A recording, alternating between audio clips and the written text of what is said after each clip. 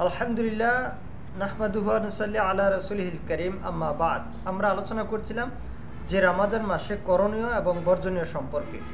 সম্মানিত দিনী ভাইরা, একটি হাদিস রয়েছে, হাদিসটি রয়েছে সহিহ বুখারীতে 1899 নম্বর হাদিস।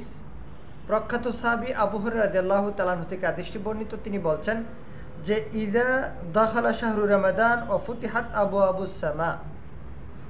তিনি বলছেন যে রাসূলুল্লাহ সাল্লাল্লাহু আলাইহি সাল্লাম বলছেন যে ইদা দাখালা শাহরু রমাদান, যখন রমাদান মাস এসে যায়, রমাদান মাস যখন শুরু হয়, তখন থেকে আসমানের দরজাগুলি আল্লাহ তাআলা খুলে দেন।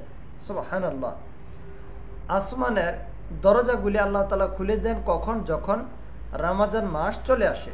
এছাড়াও রাসূলুল্লাহ সাল্লাল্লাহু আলাইহি সাল্লাম আরেকটি হাদিস সহিহ বুখারীর 3277 নম্বর হাদিস, রাসূলুল্লাহ সাল্লাল্লাহু আলাইহি সাল্লাম বলেছেন ইদা দখলা রমাদান ও ফুতিহাত আবওয়াবু জান্নাহ, যখন রমাদান মাস চলে আসে তখন জান্নাতের যে দরজাগুলি রয়েছে সেই দরজাগুলিকে খুলে দেওয়া হয়। সুবহানাল্লাহ।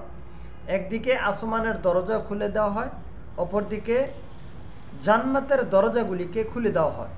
অর্থাৎ এই মাসে মানুষ মারা গেলে জান্নাতে যেন সহজে সে যেতে পারে, ঈমান সহিত কেউ যদি মারা যায় তার জন্য জান্নাত সহজ হয়ে যায়।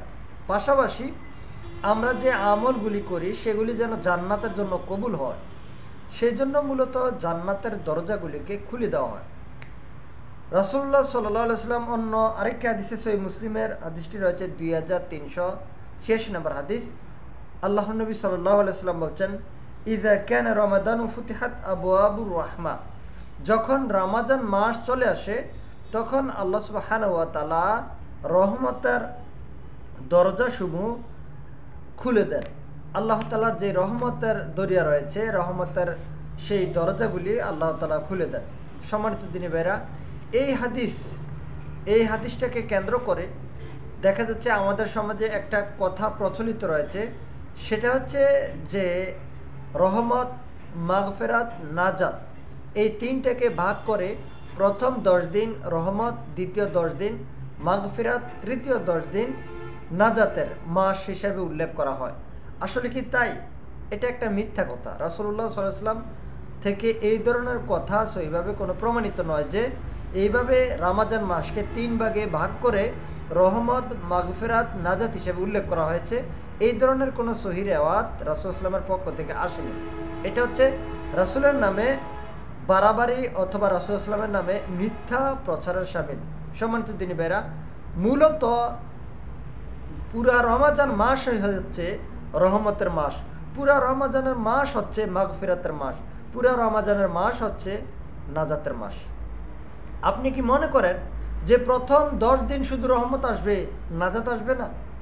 আল্লাহ তাআলা ক্ষমা করবেন না? মাগফিরাতের মাস নয়? প্রথম 10 দিন কি মাগফিরাত নেই? তাহলে প্রথম 10 দিনের রহমত রয়েছে, প্রথম 10 দিনের নাজাত রয়েছে, প্রথম 10 দিন মাগফিরাত রয়েছে, আল্লাহর ক্ষমা রয়েছে।